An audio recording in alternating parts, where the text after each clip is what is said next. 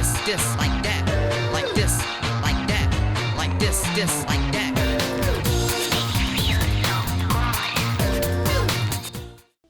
Eh bien, bonjour à tous, on se retrouve pour une toute nouvelle vidéo sur Theme Park Tycoon 2. Je suis très heureux de vous retrouver sur cette série, car aujourd'hui, on a énormément avancé, enfin j'ai énormément avancé. Vous allez voir qu'aujourd'hui, on va passer un cap. On va passer un nouveau cap, on a passé...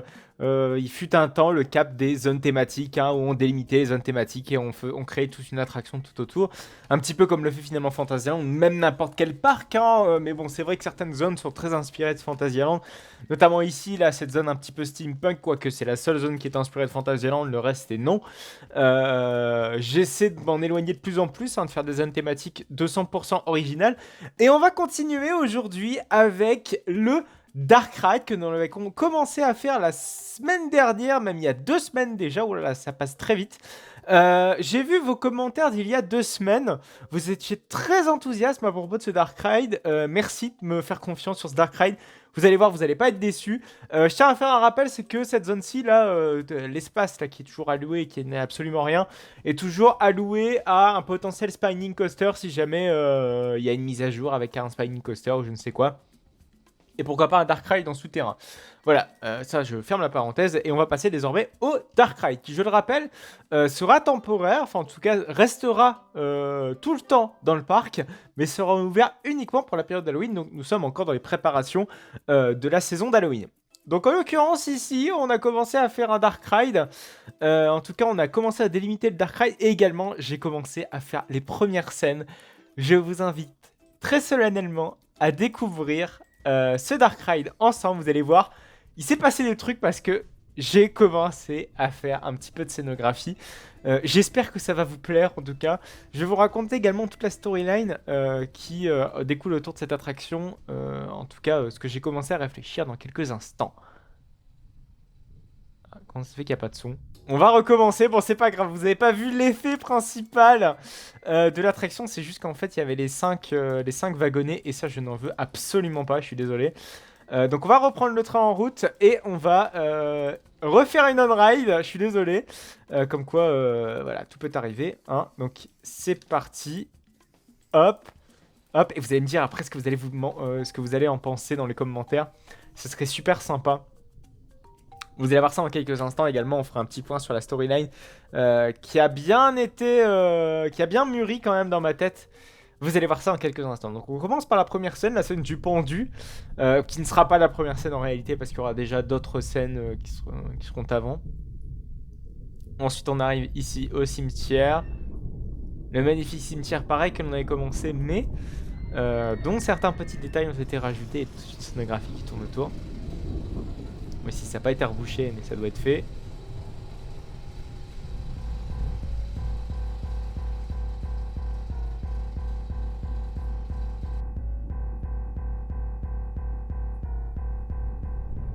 Et voilà. Et voilà. Est-ce que ce serait pas magnifique? Est-ce que ce serait pas juste extraordinaire ce qui vient de se passer? Oui, donc comme vous avez pu le voir, j'ai bossé la scénographie de l'attraction. Donc on parle de la scène, l'une des scènes principales. Donc en l'occurrence, bon, pour vous raconter un petit peu la storyline, j'ai pensé à ce que potentiellement on serait désigné donc par le shérif du village pour élucider un meurtre. Élucider un meurtre dont on n'a absolument aucune idée de ce qu'il s'agit. Alors peut-être qu'il y aura peut-être 2-3 indices, pourquoi pas, dans la file d'attente. Mais bref, nous sommes désignés par le shérif pour aller enquêter sur ce meurtre. On descend donc dans les comment dire, alors je sais pas trop comment on va amener ça, mais grosso merdo on va être arrivé à sortir du bâtiment, donc arriver sur l'extérieur. Alors peut-être ouvrir un petit peu les lumières de maintenance parce que j'ai absolument tout prévu. Oui, j'ai prévu jusqu'aux lumières de maintenance, c'est absolument magnifique. Hop, donc on arrive, on descend et on croise quelqu'un de mort qui serait potentiellement une victime du tueur. Voilà, c'est ce qu'on pourrait supposer. Ensuite on arrive au cimetière. Et là, on fait la rencontre d'une jeune fille qui serait potentiellement... Alors, on croit peut-être que c'est elle qui va nous faire peur, etc. Alors, voilà, si on connaît pas la storyline, peut-être qu'on croit que voilà, c'est elle qui est menaçante. Alors que pas du tout. Cette jeune femme, en réalité, serait donc l'une des victimes de ce criminel. Et donc qui serait en train de, enfin qui se réveillerait à notre présence, on va dire, en mode ne fuyez pas, ne fuyez pas. Et finalement on prend peur et on se sauve dans cette maison. Et c'est là que l'on va croiser le protagoniste principal. Donc c'est là dont va se dérouler le reste de l'attraction, le reste de la scène. Voilà, donc comment était construit après le reste du Dark Ride. Donc vous voyez que j'ai recouvert les murs d'un ciel étoilé que j'ai trouvé sur Google Images. Donc rien de plus compliqué. Vous allez taper Google Images et hop, vous allez trouver un truc comme ça. C'est vraiment très très sympa. Alors vous allez voir que également j'ai rajouté j'ai mis plein de petits effets. Vous voyez qu'également j'ai mis toute une salle de commande qui peut être très intéressante, dont on va vraiment mettre tous nos panneaux de contrôle sur cette attraction. Voilà, donc la salle des pendus était là. Vous voyez que j'ai essayé beaucoup de camoufler tout ce qui est éclairage. Donc quand on est en on-ride, on ne voit pas les éclairages. Donc vous voyez ici, là c'est là où on arrive. Ici on éclaire le squelette. Hop, bam, on arrive. Ensuite on a donc un éclairage tamisé bleu avec un feu de camp. Je sais pas si vous l'avez remarqué, mais le feu de camp, j'aurais bien aimé le mettre plus en valeur. Parce qu'en fait, le feu de camp, j'ai envie de dire, ok, il s'éteint, il se passe un truc bizarre. Je veux que notre regard soit attiré par ce feu de camp en mode, il se passe quelque chose de bizarre. Vous voyez que la musique s'accélère, il y a des battements de cœur. Voilà, c'est plus stressant. Et j'aurais aimé que ce feu de camp s'éteigne, qu'on voit davantage. Parce que quand vous voyez... Alors attendez, on va mettre en route la séquence. Bam. Vous voyez que le feu de camp s'éteint. Bon là c'est les lumières de maintenant qui se sont éteints. Et là on arrive bam avec la petite fille qui nous dit barre-toi ou va surtout pas là. Et finalement bah, on va au mauvais endroit. Voilà, donc cette petite fille, comment je l'ai animée, comment j'en suis arrivé à ce résultat là. En fait ce que j'ai fait, ce sont des, vous le voyez ici, il y a des panneaux de pub. En fait ce sont des panneaux publicitaires. Hop, ils sont là, les petits panneaux publicitaires. Donc j'ai cherché une image sur Google Images. Et grosso merdo, si vous voulez, donc cette image évidemment qui supporte la transparence, c'est très important ce détail. Et puis en fait, si vous voulez, ben, j'ai mis plusieurs fois la même image à différents endroits. Et ce que j'ai fait, donc par exemple, c'est que pour animer la petite fille, vous voyez, voilà, à ce moment-là, donc ce panneau-ci là-bas est allumé. Vous voyez que si ce panneau-ci est allumé pendant une demi-seconde, pareil pour celui-ci. Pareil pour celui-ci et celui-ci qui est allumé, celui qui est donc le plus proche, qui est allumé le plus longtemps et qui s'éteint en fondu. Voilà, donc j'ai trouvé ça super intéressant. C'est un petit trick que je vous recommande de faire et qu'on va beaucoup utiliser sans doute dans les Dark Ride. Parce que ça permet d'avoir une image animée et puis d'animer bien mieux quand même les potentiels animatronics. Même si on est plus dans un truc holographique, on pourrait facilement imaginer qu'ici par exemple, on aurait peut-être un écran où on aurait potentiellement un vidéoprojecteur qui finalement, voilà, l'effet Paper Ghost. Je pense que ça l'aurait carrément fait, un effet Paper Ghost. Mais bon, là, vu qu'on n'a pas de Paper Ghost, on se démerde avec ce qu'on a. Vous savez, c'est la fameuse technique qui consiste avec un jeu de miroir et à éclairer, en fait, si vous voulez, la statue ou l'animatronics. Et en fait, avec un jeu de miroir, vous, en réduisant la luminosité de l'éclairage de l'animatronics, en fait, vous faites un effet en fait de fantôme. C'est ce qu'on appelle le Paper Ghost. Vous pouvez le retrouver dans beaucoup d'attractions, notamment Phantom Manor. On peut le retrouver aussi dans Geister HK, dans beaucoup de Dark Ride et c'est encore utilisé dans les Dark Ride modernes. C'est, je crois, Disney qui a vraiment initié ce genre de méthode. Donc vous voyez que voilà, donc le véhicule va arriver. Ambiance très tamisée, très sombre. On arrive donc au moment où tout va se dérouler. Donc là ici, notre véhicule évidemment se promène tranquillement et se retourne au passage. Et il arrive donc juste ici. Et c'est là où ça va se corser. Oui, c'est juste dommage en fait. On arrive en fait sur le support. Et au support, il s'éteint vraiment quand on a le support en plein dans la figure. Et on voit même pas, on ne voit même pas s'éteindre le feu de camp. C'est vraiment très très dommage. Il va falloir que vraiment que je songe à y remédier cela. Voilà, après au niveau de la rotation du siège, je suis pas très satisfait parce qu'ici on est dans une vision, voilà, il se passe un petit peu rien, peut-être avoir une vision peut-être plus ici et ensuite on décale par ici, donc pourquoi pas. Je pense que ça va être modifié d'ici la fin de cet épisode. Voilà, j'ai beaucoup parlé dans cette vidéo, enfin dans ce début de vidéo, mais ça vous permet de donner toutes les techniques que j'ai utilisé, que j'ai employé pour pouvoir réaliser ce Dark Ride. Je pense que là, on passe réellement à un autre cap. N'hésitez pas à me dire si ça vous plaît. N'hésitez également pas à me dire si s'il y a des petits soucis à droite et à gauche. Donc vous dites, eh merde, il se passe un truc ici. Je pense que tu devrais changer tel truc pour que ce soit encore mieux. N'hésitez surtout pas. Cet espace commentaire est fait pour ça. Ensuite, on va s'occuper donc de cette scène dans la maison. Parce que je vous rappelle que là, on était sur l'extérieur. Et là, on va rentrer dans la maison. On arrive donc sur les scènes intérieures. Il y a 2-3 petits détails qui n'ont pas été faits, qui n'ont pas été rajoutés. Je pense notamment aux fenêtres. On va vite fait en chercher une. Parce que clairement, j'ai l'impression vraiment que sans fenêtre, le rendu est vraiment pas terrible. Du coup, on va s'empresser quand même de le rajouter. Comme ça m'évitera de me titiller. Parce que je trouve ça quand même un petit peu triste sans fenêtre. On va rajouter le 1/8 de shaping. Voilà, comme ça sera beaucoup plus précis. Ah, mais le souci, c'est que le 8e de shaping ne fonctionne pas également pour le vertical. Voilà, magnifique. Et là, ah, là c'est parfait. Donc voilà, donc on a quand même un petit peu d'espace extérieur, c'est ce que je souhaitais faire. Donc vous voyez qu'ici, on va arriver dans une scène qui sera beaucoup plus lumineuse. En mode, voilà, on y a échappé. Et finalement, bah, on n'y a pas échappé du tout. Parce que ce sera en mode, eh ben non, quoi, grosso merdo, la lumière va s'estomper. Et on va être en mode, oh là là, va peut-être falloir que je fuis davantage. Hop, on va peut-être déjà créer donc le plafond. Donc qui sera pour l'instant un faux plafond, mais qui sera à l'avenir un vrai. Dans le sens où, voilà, c'est qu'on joue également avec les perspectives. C'est que vous voyez la taille de la maison. Vous pensez en regardant la maison de l'extérieur qu'il y a 2 étages. Mais en fait, à l'intérieur, vous regardez, c'est très vaste, c'est très aéré. Donc en fait, voilà, on joue avec le fait que les visiteurs sont très inattentifs concernant les perspectives. On en profite voilà, pour optimiser la place et pour triquer un petit peu la vue des visiteurs. Et honnêtement, on se rend même pas compte. Hein, voilà, on va avoir une très grosse hauteur sous plafond. L'objectif, voilà, c'est de jouer avec tout ça pour avoir un gain d'espace le plus optimisé possible. Hop, donc là, ce que je suis en train de faire, c'est que je suis en train donc, de poser le plafond de cette scène.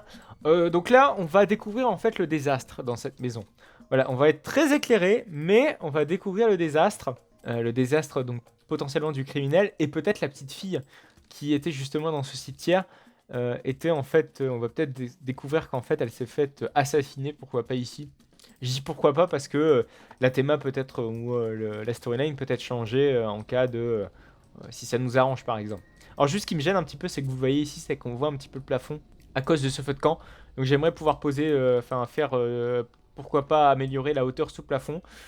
Ou pourquoi pas, oui, on voit également que le pic des arbres, vous voyez qu'il est légèrement éclairé. Alors peut-être qu'en ayant, pourquoi pas faire des bâtiments de transition à la surface, peut-être qu'on n'aura pas ce problème de bug d'éclairage. Je pense que ce sera fait quand on aura fait de beaux bâtiments qui serviront de transition donc entre la zone merveilleuse et puis la zone steampunk. Voilà, j'ai repris mes esprits, j'ai repris ma voix parce que visiblement je suis en train de perdre ma voix avec à force de parler, mais bon, c'est les joies, j'ai envie de dire. Alors, on va placer donc magnifique éclairage, donc qui sera un éclairage d'ambiance en mode, voilà, c'est bon, on y est, on est rentré dans la maison, on ne craint désormais plus rien. Alors, le souci, c'est que, voilà, tout l'enjeu ici, ça va être de ne pas percevoir l'éclairage, donc que ce soit de l'extérieur avec les bugs, hein, ou que ce soit avec de n'importe quelle façon, voilà, c'est de ne pas apercevoir l'éclairage, c'est très important. Plus de réalisme, parce que quand on est dans un Dark Ride, généralement,